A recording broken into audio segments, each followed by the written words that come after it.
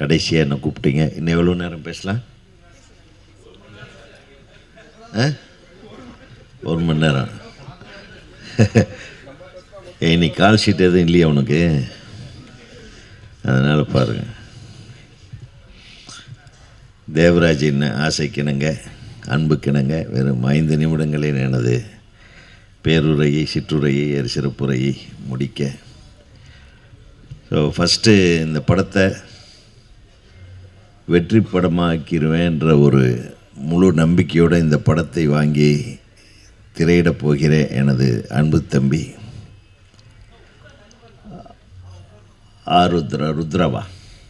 உத்ரா எங்கே உத்ரா ஆக உங்களுக்கு தான் என்னுடைய முதல் வாழ்த்து. இவருக்கு ஒரு பெரிய கைத்தட்டு பண்ணுங்க. ஏன்னா நிறைய சின்ன படங்களை அவர் டிஸ்ட்ரிபியூட் பண்ணி மேக்சிமம் எல்லாருடைய நம்பிக்கையும் பெற்ற ஒரு டிஸ்ட்ரிபியூட்டராக வந்துட்டுருக்காரு. இந்த மாதிரி ஆளுக்கு தான் நமக்கு தேவை சின்ன படங்களுக்கு. ஆகவே நிச்சயமாக அவர் இந்த படத்தை ரிலீஸ் பண்ணுறாருன்னா இதில் ஏதோ மேட்டர் இருக்குது, அது பார்த்துட்டு தான் பண்ணுறாரு. அவருக்கு ஒரு கால்குலேஷன் இருக்குது. இந்த படம் ஓரளவுக்கு நமக்கு போட்ட காசு வந்துடும் அப்படின்ட்டு. அது தயாரிப்பாளர்களுக்கு ஒரு ப்ளஸ் பாயிண்ட்டாக இருக்கட்டும், டிஸ்ட்ரிபியூட் பண்ணுறவங்களுக்கும் ஒரு ஒரு ஒரு நம்ம ஒரு நல்ல படத்தை பண்ணோம் அப்படின்ற ஒரு உணர்வு இருக்கும். அதுக்காக இந்த படத்தை அவர் எடுத்து செய்கிறாரு. இந்த படம் அவருக்காக பெரிய வெற்றி படமாக வரணும்னு முதல்ல அவர் வாழ்த்துறேன். ரெண்டாவது, இயக்குனர் தம்பி ரொம்ப எமோஷ்னலாக பேசினார். உண்மைதான், நிறைய பேர் நம்ம குடும்பங்களில் தியாகம் பண்ணால் தான் நம்ம ஜெயிக்க முடியும், வேறு வழியே இல்லை. இது நமக்கு மட்டும் இல்லை, இவன் நிறைய நடிகர்கள் நடிகைகள் எல்லாருமே அவங்க வாழ்க்கையில் வரும்போது உடனே பெரிய நல்ல வாய்ப்பு வந்துடாது. யாரோ ஒருத்தர் 2 பேர்த்துக்கு அப்படி வரலாம். ஆனால் கஷ்டப்பட்டு ஜெயிக்கிறவனுக்கு எப்பவுமே கஷ்டங்கள் இனிமேல் கஷ்டங்களாக தெரியாது. எப்பவுமே கஷ்டங்களும் வெற்றியாக தான் தெரிய போகுது. அதனால் நீங்கள் பட்ட அனுபவங்கள் அவங்க படத்தை பார்த்தாவே தெரியுது. கிடைத்த வாய்ப்பை எவ்வளவு சிறப்பாக பயன்படுத்த வேண்டுமோ அவ்வளோ ஒவ்வொரு ஷாட்டும் டேக்கிங்கும் மேக்கிங்கும் இட்ஸ் வெரி குட் தம்பி. Wish you all the best. இந்த படத்தை வாழ்த்த வந்திருக்கும் இயக்குனர்கள், இளம் இயக்குனர்கள் ஜோஷுவா, அப்புறம் கெவின் பட இயக்குனர், அப்புறம் வேறு யார், நம்ம என்னுடைய தம்பி பேரரசு. அவர் நாளைக்கு மாநாடு இருக்கிறதுனால கிளம்பிட்டார் போல்ருக்கு. அந்த வேலையை போயிருக்காரோ, சொல்லாமல் கொள்ளாமல் கிளம்பிட்டானே. சரி, எதுவுமே அவசரமாக பேசிட்டு போயிட்டார். எனிவே, இந்த படத்தோட தயாரிப்பாளர் நல்ல அமைதியாக அன்பாக டாக்டர் தன்னுடைய மகனுக்காக ஒரு பெரிய ரிஸ்க் எடுக்க முன் ரிஸ்கை தொடரவும் தான் திட்டமிட்டிருப்பதை பார்க்கும்போது அவருக்கு ஒரு பெரிய கான்ஃபிடென்ஸ் இருக்குது. ஸோ அந்த கான்ஃபிடென்ஸ் ஜெயிக்கணுன்றதுக்காக ஒரு தடவை நம்ம எல்லோரும் கைத்தட்டிடுவோம். ஏன்னா உங்கள் மாதிரி புதுசாக தயாரிப்பாளர்கள் வரலைன்னா இந்த சினிமாவை யாராலையும் காப்பாற்ற முடியாது. இன்றைக்கி இருக்கிற பெரிய பெரிய சம்பளம் வாங்குகிற நடிகர்களானாலும் இயக்குனர்களானால் அவங்களுக்கெல்லாம் காரணம் வாழ்க்கையை கொடுத்தவன் ஒரு சின்ன தயாரிப்பாளர், ஒரு ஆரம்ப தயாரிப்பாளராக. அது நீங்கள் உங்கள் மகனுக்காக எடுத்ததாக மட்டுமே நான் சொல்லலை. எத்தனையோ பேர் இதனால் பேர் வாங்க போகிறாங்க. அதில் உங்கள் பிள்ளையும் ஒருத்தர். ரொம்ப எக்ஸ்ட்ராடினரியாக நடிச்சிருக்கீங்க தம்பி, வாழ்த்துகள். ரொம்ப முதல் படத்திலேயே இது ஏற்றுக்கொள்ள கொஞ்சம் கஷ்டம், டைஜஸ்ட் பண்ணுறது கஷ்டமான கேரக்டர். ஏன்னா சும்மா ஒரு லவ் பாயாவோ ஒரு ஃபேமிலி பாயாவோ அப்படியே ஒரு டூயட்டை பாடிட்டு ஒரு டான்ஸை போட்டு ஏமாற்றிட்டு போகாமல் இந்த மாதிரி ஒரு மென்டலாக டிஸ்டர்ப்டு ஒரு பையன், அவனுக்குள்ளே சில ஏதோ ஒரு மென்டல் டிஸார்டர் இருக்குது. ஸோ அதனால் சில டைமில் ஏதோ பண்ணிடுறான். அது எதனால் பண்ணுற கதைக்குள்ளே போக வேண்டாம். ஸோ அதை அந்த கேரக்டராக மாறி அந்த பையன் பண்ணுற சில ஷார்ட்ஸ் எல்லாம் ஆக்டிங் பார்த்த உடனே நான் ரொம்ப அப்ரிஷியேட் பண்ணுறேன். ஐ wish you all the best. ஏன்னா இந்த முதல் படத்துலேயே இவ்வளோ பெரிய முயற்சி எடுத்து உங்கள் டைரக்டர் உன்னை வந்து கஷ்டப்படுத்தி நடிக்க வச்சாரோ, அவர் கஷ்டப்பட்டு உன்னை நடிக்க வச்சாரோ, நீ கஷ்டப்பட்டு நடித்து அவரை சந்தோஷப்படுத்துன்னு எனக்கு தெரியாது. But both of you have done well. All the best. அப்புறம் Sheshvika, correct? Am I right? அது அந்த சிரிப்பு ரொம்ப நல்ல சிரிப்பு ஒன்றுது, சிரிச்சுக்கிட்டே இரு. ஏற்கனவே இவங்க நம்ம இவர் என்ன ஆண்டனி, நம்ம விஜய் ஆண்டனி சார் படத்தில் ஹீரோயினாக நடிச்சிருக்காங்க. ಕನ್ನಡ ಹುಡುಗಿ ಬನ್ನಿ ಬನ್ನಿ ತುಂಬ ಚೆನ್ನಾಗಿ ಬರಬೇಕು ಅಷ್ಟೇ. கரெக்டா? நான் ஒரு கன்னட ಹುಡುಗಿயை இன்ட்ரடியூஸ் பண்ணேன், ಸೌಂದರ್ಯಾன்னு. Is no more. ಎರಡನಾவது ಕನ್ನಡ ಹುಡುಗಿನ ಇಂಟ್ರೊಡ್ಯೂಸ್ ಮಾಡಿದೆ, லக்ஷ்மி ராய்.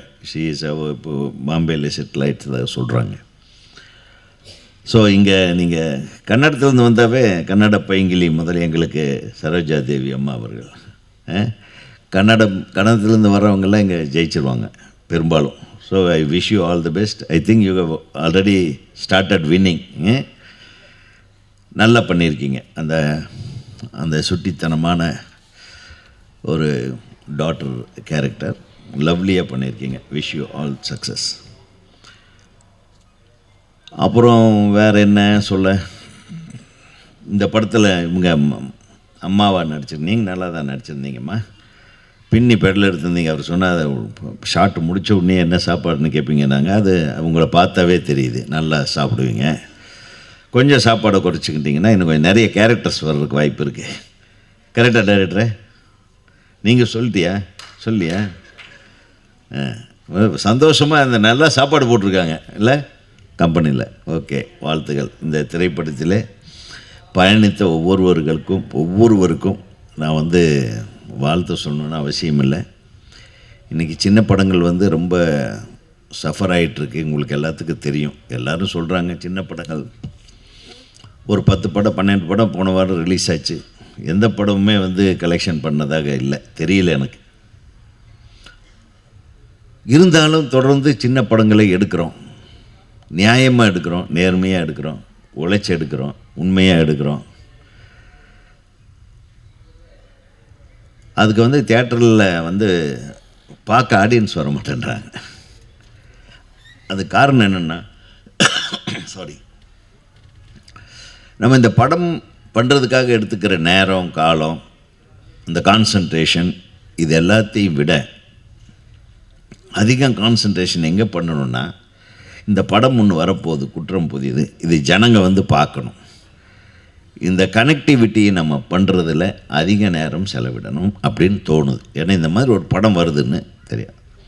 திடீர்னு ஒரு டிஸ்ட்ரிபியூட்டர் சார் சொல்லுவார், சார் அடுத்த வாரம் தியேட்டர்லாம் கிடைக்குது, எத்தனை படம் ரிலீஸ் ஆகுது அந்த டைமில்? பார்த்தீங்களா, 8 படம் ரிலீஸ் ஆகுது. அந்த 8 படத்து பேர் யாராச்சும் சொல்ல முடியுமாங்க? அடுத்த வாரம் ரிலீஸ் 29. என்னென்ன 8 படம் யாராச்சும் தெரியுமா? தெரியாது.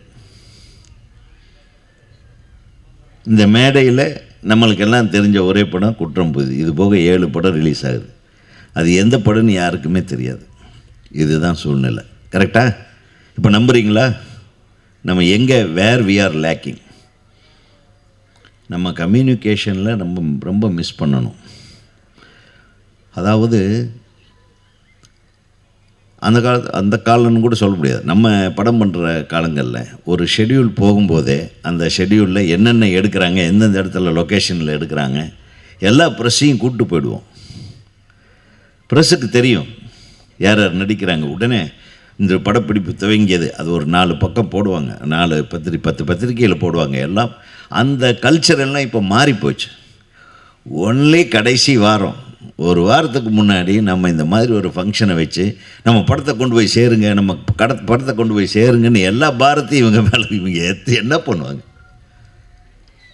ஒரு நியூஸ் போட முடியும். இவங்க reporters they can give write-up, இதை பற்றி ஒரு சின்ன ரைட்டப் கொடுக்கணும். அதை எடிட்டர் பார்ப்பார், எங்கே டைம் கிடைக்குதோ, எங்கே இடம் இருக்கோ, எவ்வளவு இடம் இருக்கோ அந்த இடத்துல சொல்லுவாங்க. கரெக்டாக? நான் சொல்கிறது கரெக்டாக? அப்போ இவங்கள போய் குறை சொல்லக்கூடாது. நம்ம டே ஒன்லேருந்தே நம்ம என்றைக்கு படம் ஆரம்பிக்கிறோமோ அன்னையிலிருந்தே நம்ம பப்ளிசிட்டி ஸ்டார்ட் பண்ணிவிட்டு போட்டுக்கிட்டே இருக்கும். அப்படி போட்டதுனால தான் எங்கள் படங்கள்லாம் ரீச் ஆச்சு. நம்மளை விட வெளியே இருக்கிறவனுக்கு தெரியும் எந்தெந்த தேட்டரில் ரிலீஸ் ஆகுது, எத்தனாம் தேதி ரிலீஸ் ஆகுதுன்னு. ஸோ அந்த நிலைமை வரணும். இப்போ எப்படி அமெரிக்காவில் வரியை போட்டானே, நம்ம ஊர் சாமானோட விலை அங்கே ஜாஸ்தி ஆகிடும். அது எவ்வளோ ஜாஸ்தி ஆகுதுன்னு யாருக்கும் தெரியாது, நமக்கு தெரியுமா? ஸோ அங்கே வரியை போடுறான், இங்கே வரியை போடுறான், இங்கே டிக்கெட் ரேட்டே தரானுங்க. நம்ம 2500 இல்லை சாரி ஒரு 25,000 சம்பளம் வாங்குறவனுக்கு அதே சம்பளம் தான். வரி போட்டதுனாலையோ கூட்டதுனாலையோ டேக்ஸு போட்டு இது ரோட்டில் போனால் கிராஸ் பண்ணும்போது முதல்ல 100 ரூபா வாங்கினா இப்போ 150 ரூபா வாங்குகிறான். எதுக்குன்னா ரோடு போடுறதுக்கு. ரோடு அப்படியே தான் இருக்குது, எல்லாமே அப்படியே தான் இருக்குது. ஆனால் நம்மக்கிட்ட வாங்குகிற டேக்ஸு மட்டும் ஜாஸ்தியாக இருக்குது. இருக்கிற காசெல்லாம் பாக்கெட்லேருந்து ஒரு ப்ரெஸ் ரிப்போர்ட்டருக்கே சொல்கிறேன், அவன் 2 வருஷத்துக்கு முன்னாடி வாங்கின சம்பளத்தை இன்றைக்கி வச்சுருந்தான்னா இன்றைக்கி கட்டுப்படி ஆகாது. இன்றைக்கி சாப்பாடு என்ன விலை, அதுக்கு ஜிஎஸ்டி. தேட்டருக்கு வந்தாங்கன்னா அதுக்கு ஜிஎஸ்டி. புரியுதா உங்களுக்கு? அப்புறம் தேட்டரில் வந்து 200 ரூபாய்க்கு கம்மியாக நம்ம வந்து ஒரு டிக்கெட் வாங்க முடியாது. அப்புறம் ஒரு கொஞ்சம் காசு செலவு பண்ணால் தான் தேட்டர்லேருந்து வெளியே போக முடியும். குடும்பத்தோடு வந்தோம்னா ஒரு 1000-1500 ரூபாய் ஆகும். ஸோ இத்தனையும் மீட் பண்ணி பார்த்தா ஒரு மாதத்தில் முக்கியமாக ஒரு பெரிய படம் வருதுன்னா ஒரு படம் மட்டும் பார்ப்பாங்க. மீதி படம் பார்க்குறதுக்கு நம்ம ஆளுக்கு டேக்ஸை கட்டிவிட்டு இருக்கிறதெல்லாம் செலவு பண்ணிவிட்டு கையில் காசு இல்லாமல் படம் சரியில்லைன்னு சொன்னாங்க. அதாவது போக வரைக்கும் கையில் காசு இருக்காது. படம் சரியில்லைன்னு சொன்னாங்க, படம் வந்திருக்கு எல்லாமே தெரியும். ஸோ இந்த மாதிரி தன்னையும் ஏமாற்றி படம் எடுக்கிறவங்களையும் ஏமாற்றி நம்மளை நாமே ஏமாற்றி இந்த சமுதாயமே ஏமாந்துக்கிட்டு இருக்கிறோம் வாழ்நாள் புழுக்க. இதிலேருந்து நம்ம வெளியே வரணும்னா என்ன பண்ணணும்? கரெக்டாக பப்ளிசிட்டி பண்ணணும், கரெக்டாக ரிலீஸ் தேதி அனௌன்ஸ் பண்ணணும். எங்கெங்கெல்லாம் நம்மளுக்கு இடர்பாடுகள் இருக்கிறதோ அங்கெங்கெல்லாம் போராடி நம்ம இடர்பாடுகளை கலைந்து சினிமா துறையினர் ஒன்று சேர்ந்து சினிமா இண்டஸ்ட்ரி நல்லா இருக்கணுன்றதுக்காக ஒரு போராட்டத்தை முன்னெடுக்கணும். இல்லைன்னா சினிமா எடுக்கிறவங்க எல்லாமே கம்மியாயிடுவாங்க. ஒரு 4-5 பேரை தவிர வேறு யாரும் படம் எடுக்க முடியாது. 2 கோடியிலேருந்து 5 கோடி வரையிலும் இன்வெஸ்ட் பண்ணி படம் எடுக்கிறவங்க அந்த 5 கோடியையும் ஒவ்வொரு தடவையும் இழக்க தயாராக சொல்லுங்கள். எத்தனை தடவை இழப்பாங்க? மொத்தமாக ஒரு ரவுண்டு கட்டி ஒரு 100 பேர் காலி ஆகிட்டாங்கன்னா அதுக்கப்புறம் சின்ன படம் யாருமே பண்ண மாட்டாங்க. சின்ன படத்தை வெற்றி பெற வைத்தால் மட்டும்தான் சினிமா இண்டஸ்ட்ரியில் எல்லா கலைஞர்களும் புதிய கலைஞர்களும் வளர முடியும், சினிமா துறையும் வளரும், சினிமா பத்திரிகையாளர்களும் வந்து பிஸியாக இருப்பாங்க. இல்லைன்னா உங்களுக்கும் வேலை இல்லாமல் போய்டும். வெறும் நாளே இப்போவே வேலை இல்லை. உண்மையும் சொல்கிறேன், நான் முதல்ல இருந்து கொடுத்த வேலையெல்லாம் உங்களுக்கு கிடையாது. இந்த மாதிரி வந்து கூப்பிட்டா வந்து கொஞ்சம் நேரம் உட்காந்துட்டு நீங்கள் எழுதணுமே தவிர மீதி யாரே ஒரு ஹீரோவை போய் பார்க்க முடியுமா உங்களால்? முதல்ல எத்தனை ஹீரோயின், எந்த ஹீரோயினையும் விடாமல் பார்க்குற ஒரு ஆள் ஒருத்தன் உட்காந்துருக்கான். அந்த பழைய ஹீரோயின் ஃபோட்டோவையே போட்டுட்டு எவ்வளோ நாள் தான் நீ போர் அடிப்பே? இவனை பார்க்காதவங்க நம்ம சினிமாக்காரனாகவே இருக்க முடியாது. ஸோ இந்த மாதிரி பாவம் பட்ட பார்த்து முடியை வளர்த்து தாடி வளர்த்து எல்லாத்தையும் வளர்த்து ஆளே ஒரு மாதிரியாக இருக்காப்புல. பாருங்கள், ஒரு சினிமாவில் எவ்வளவு இளமையாக துருன்னு வந்த ஒரு எனது நண்பனை பாருங்கள், பாவமாக சாமியார் மாதிரி ஆகிட்டான். இதான் உதாரணத்துக்கு சொல்கிறேன். ஒரு பத்திரிகையாளர் நிலையே இந்த மாதிரி இருக்கும்போது இவ்வளவு கோடி இன்வெஸ்ட் பண்ணுற ஒரு தயாரிப்பாளருடைய நிலைமை எப்படி இருக்க போகுது? எல்லாரும் படத்தை ஆதரிங்க, நீங்கள் தான் கொண்டு போய் சேர்க்கணும்னு உங்கள் மேலேயே வந்து சுமையை சுமத்துறாங்களேன்றதுக்காக தான் நான் உங்களுக்கு வக்காலத்து வாங்கலை. நீங்கள் முதல்ல இருந்தே ஸ்ப்ரெட் அவுட் பண்ணணும். ஒரு படம் ஆரம்பிக்கிற நாள்லேருந்து பப்ளிசிட்டி ஆரம்பித்தா தான் சின்ன படங்களுக்கு ஒரு 10 தடவை தினத்தந்தியில் வரணும், 10 தடவை மாலை முரசில் வரணும், 10 தடவை நியூஸ் ட்ராக்கில் வரணும், 10 தடவை எல்லா யூடியூபர்ஸுகளும் இந்த மாதிரி ஒரு படப்பிடிப்பு நடந்தது.